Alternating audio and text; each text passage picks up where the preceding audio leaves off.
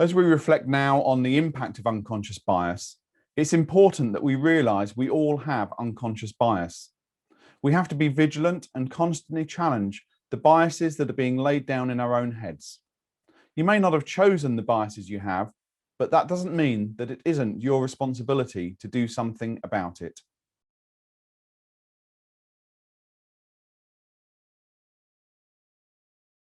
If you aren't aware of your own unconscious bias, you can really end up hurting people and making the church and Christians seem like a really closed group who don't understand people and who don't want to understand people. It can lead to not hearing what someone is really saying because we're filtering what they have to say through our biases, and that it's almost like a radio that's slightly out of tune. We're not really hearing them, we're hearing what we think they're saying rather than what they are saying.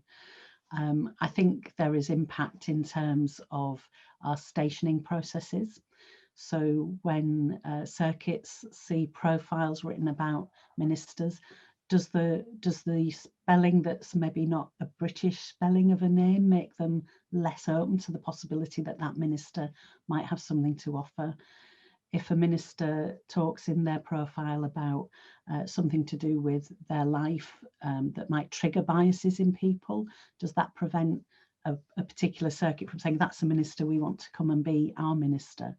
And it's when the unconscious bias becomes leads to open bias that prevents, and none of us think we do those things. We all think, I'm not racist, I'm not homophobic, I'm not sexist, I'm not, I don't judge people because of their disability or their ability.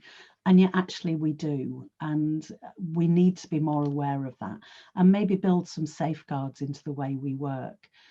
When we're appointing people in jobs, we often appoint people who are kind of made in our own image.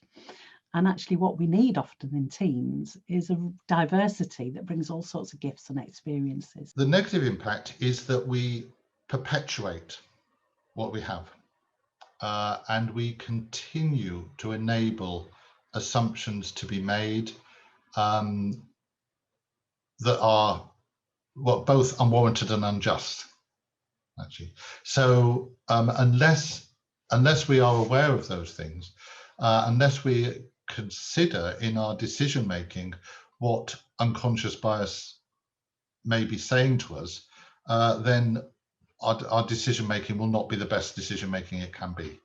I think at its extreme, it leads some people to feel or believe that they're already excluded before they've even tried to belong.